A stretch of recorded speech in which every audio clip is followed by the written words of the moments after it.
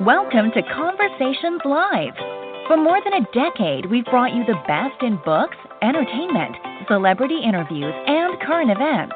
When the movers and shakers of the world have something to say to you, they say it to us first.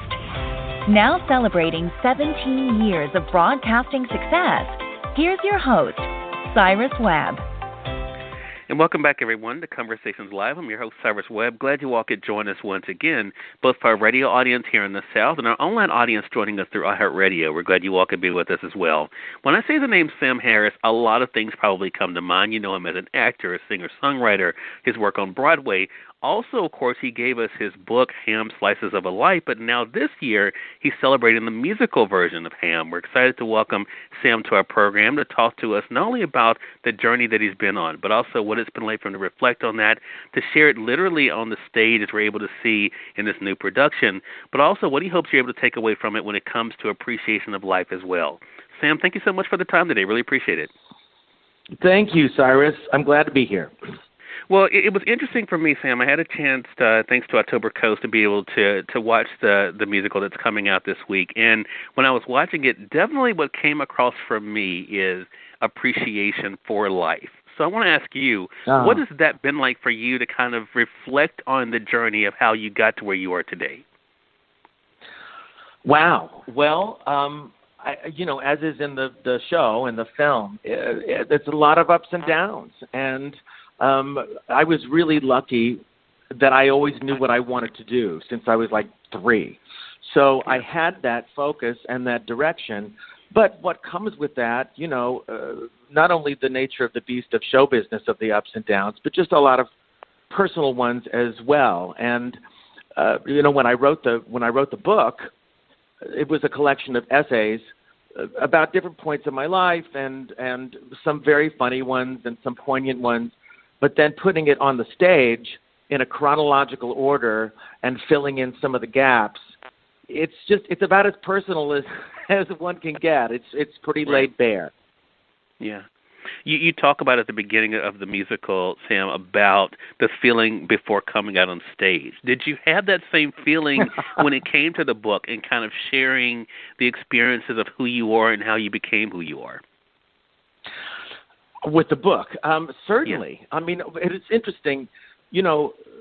My husband always says, if I want to know what's going on in your life, I'll come see one of your shows, because I'm very, very sort of private and don't talk a lot about personal things. But when it comes to my work, I pretty much lay it out there. And so, yes, when the book came out, it was that, oh my God, that, I'm putting this out there. And what's funny is people, since then because the book came out in 2014, and people will come up and talk to me about some very specific, intimate thing in my life. And I'm like, how do you know that?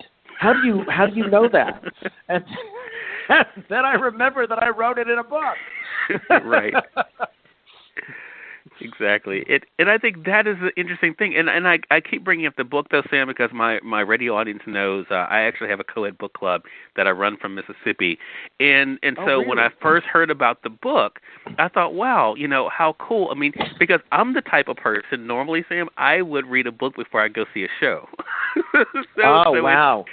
But now, well, of course, bring us to where we are. I'm sorry, go ahead. Sorry, I was going to say a little later on, I want to tell you about my new book, my fiction, which I'm eager to share with you. Just remind me. Okay. Awesome. Well, I was just going to say, it's so interesting, though, that now here in 2020, I'm able, and my big thing is I'm a big introvert, so I typically wait till things come on demand, which is perfect for what's happening December 3rd with Ham, because everyone now can watch it from where they are. How does that feel to know that in the year that's been as unpredictable as 2020, you're able to give us something to laugh and think about? Well, I don't, I think the same as with you and so many of us. We are isolated, and we have had to find our ways of escaping and having a human emotional experience because we're not getting them in person right now. And so I actually think it's so great for me to have this come out now, because even though the specifics of the story are certainly mine, I think that the overall message of it is certainly that everyone can relate to, whether you're in Right. show business or not, whether you grew up in the Bible Belt or not, whether you're gay or not. It's a universal message, and it is about and triumph over adversity. And it's a lot of fun, and it's a lot of funny, as you know, but it's Right. also those darker places, those isolated places. Such a great thing. And I think, too, the other thing we're able to see, and I mentioned to you before we went on here, Sam, that also part of this production is Todd Schroeder, who also has been able to make a name for himself when it comes to music. What was that like for you to be able to partner with him on something like this? Well, Todd and I have worked together for like 28 years, I think it is. 28 years he's been my music director. And we've co-written songs that I've recorded. And so when this began, the progress of this was the book came out, and then rather than do readings in bookstores, and the like, I was doing them in theaters because I'm a theater guy. And so I would do a story, and then I'd sing a couple of songs. And so it started to sort of develop itself. And when we were doing it in New York at 54 Below, two producers, both of whom I knew, came and said, we want to develop this. Do you want to turn this into a full-on musical? And I was like, yes, of course. That was sort of what I had hoped for. And so this amazing woman named Susie Dietz, got behind it. And Todd and I live in Los Angeles, as does Todd, and Todd and I went to New York and developed the dramaturgy of it with Billy Porter, who was really, really instrumental in taking it from the page to the stage. And in a story that I may have written in the book, he would say, go write the scene. Hence me playing, 12 different characters in the musical. And Todd and I work so beautifully together. We understand each other. We're seriously like musical soulmates. We read each other's minds. And so in developing this with him, and he's just brilliant, we would just try things and throw things out. And, I would do all my work and my homework and bring it in, and Todd and I would sort of feel it out musically. And he's just so smart, and he knows me so well that it's the ultimate collaboration. He's the ultimate collaborator. And we wrote a lot of the music in it is the songs that we know, but there are a lot of original songs as well. And Todd and I wrote some of those together. Some of them I wrote myself. But he's literally the best. He's the best MD. He's the best co-writer. He's become have a director's mentality as well through the years, I think, because we've constructed so many shows together. And, oh, man, there's nobody better. Seriously, he's just brilliant. I think it brings up another part of this production, Sam, in that when it comes to another issue, when I thought about it as you were talking about Todd, and that's trust. That's one of the things that a lot of times we take for granted. Even it comes through in the musical memoir that trust is one of those things, to be able to trust people, implicitly, to be able to give them that, takes a lot of courage. To us about that, if you don't mind, what that's been like for you and your journey in the spotlight to be able to do that. Well, I've been really fortunate to have some great mentors and directors, and there's a man that I portray in the show. His name was Jerry Blatt, who, when I was 19 years old, I met, and he became my mentor and my writer and my director when I was a kid. And you're talking about trust, he really taught me about completely being raw and trying things and being honest and authenticity on the stage and trusting that. And he said to me, if you feel like standing on your head and it's honest, then it works. So I've learned to trust myself and my instincts. And I do a lot of stuff that I'm really quite proud of. And some stuff I'm like, this sucks and I need to do something. I need to change this and work on it. But as far as people trusting, I've really been fortunate to have people that I have surrounded myself with, that I implicitly trust, to take me to places that I hadn't really thought possible. And sometimes I'm resistant.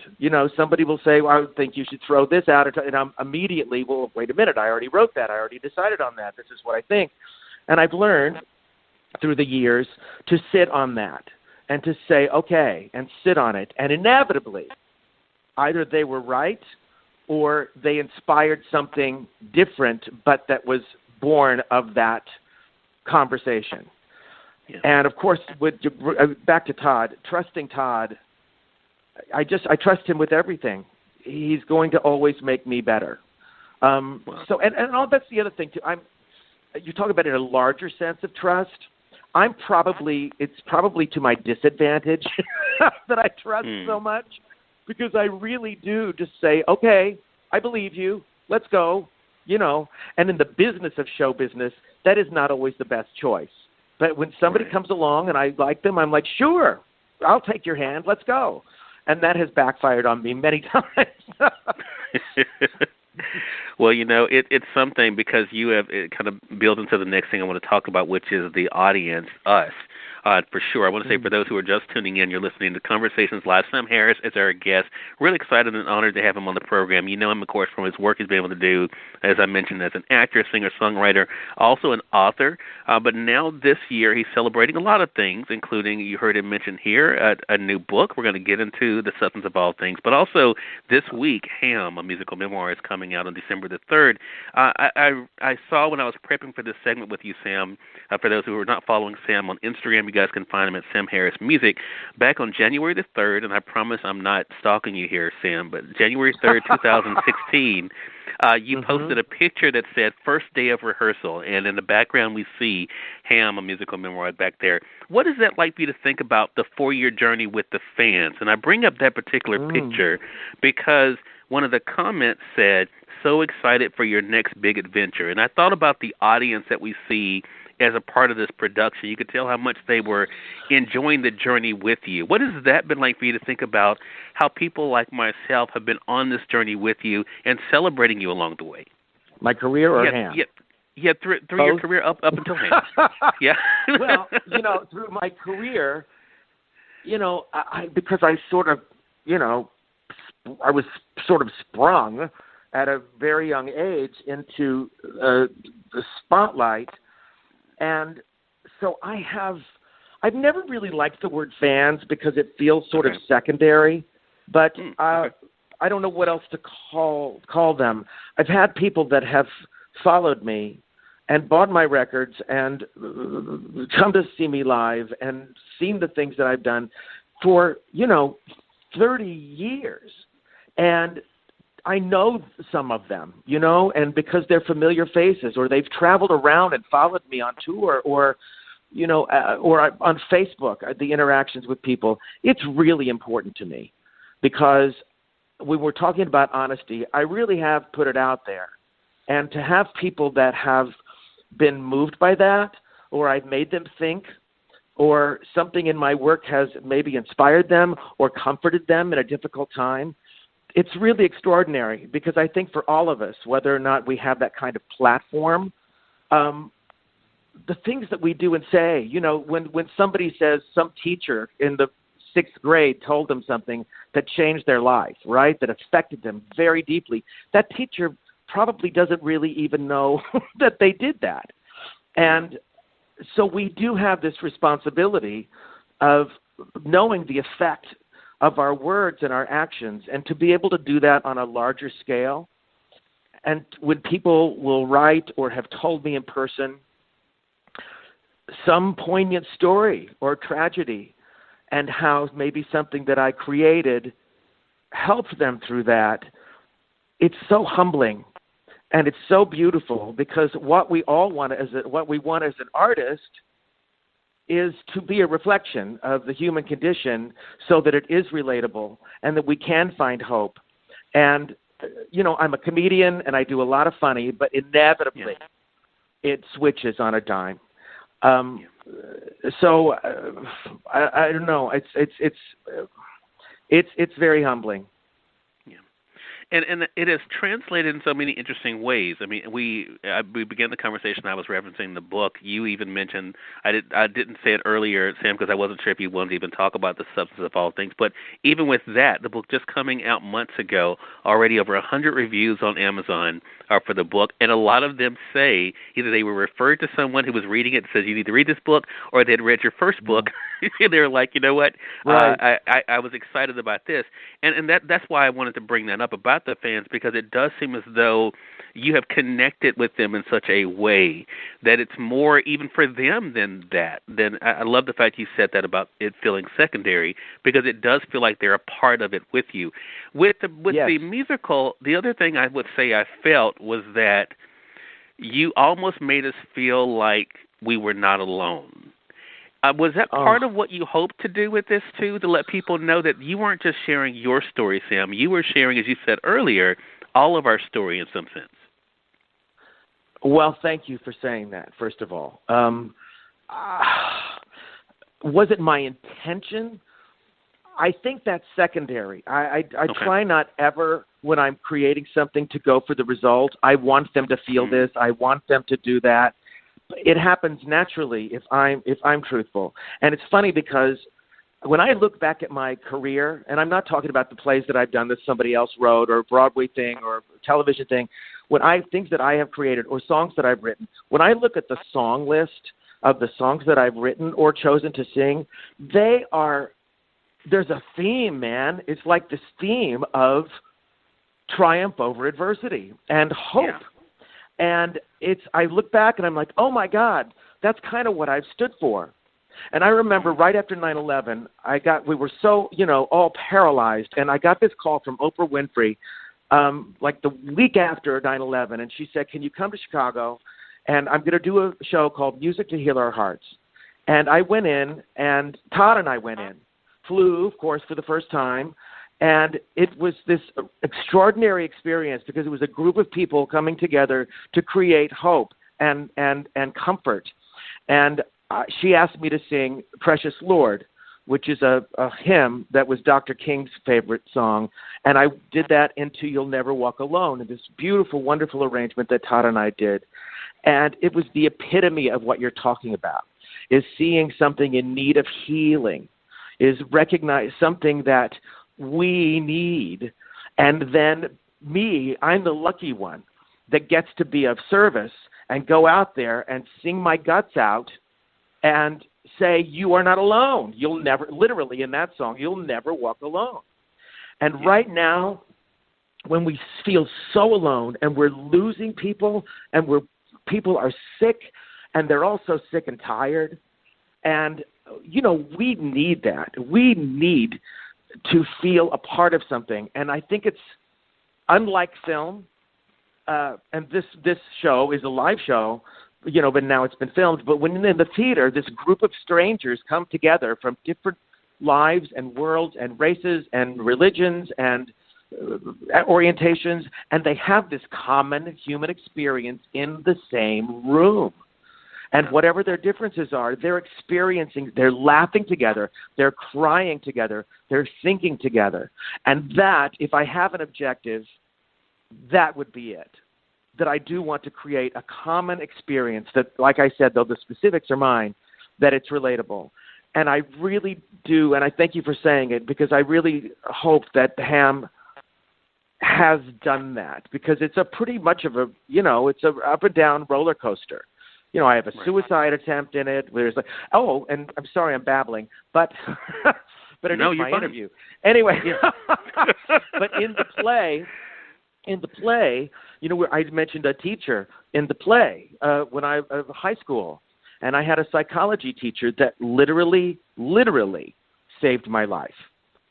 I had attempted a suicide at 16 years old, and he saved my life, and he told me nothing is wrong with you. And he told me you can't separate parts of yourself and expect to be the same person. Live your life. And, I didn't speak to him for many, many years. I didn't keep in touch.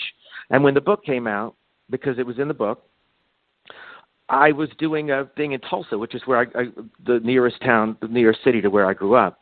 And I found him and invited him. And I performed this story, and I saw him after, and he was weeping. And he said, I said, you saved my life. Thank you.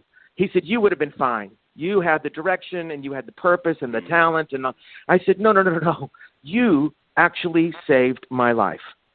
And I don't think he understood until then the gravity of his gift to me. Right. And I'm able to celebrate that and him as a life-changing person in this show. Right. You know, that feels good too. Yeah.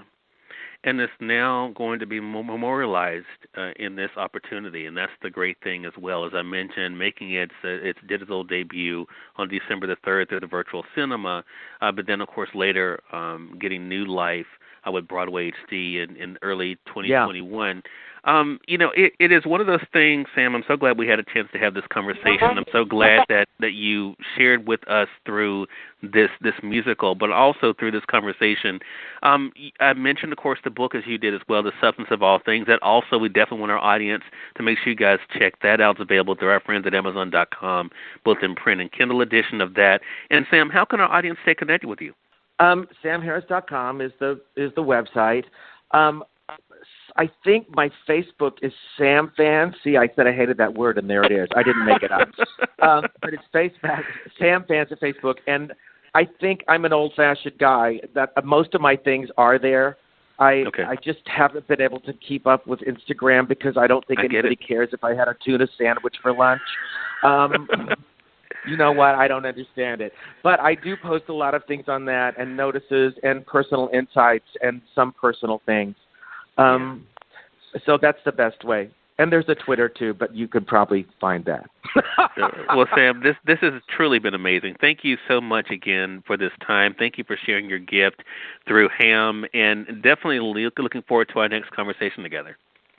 I appreciate it so much. Thank you for taking the time. Oh, thank you for the time, and we definitely thank our friends at October Coast for setting up this chat with us for today, and we thank all of you, our audience, for tuning in to another great segment of Conversations Live.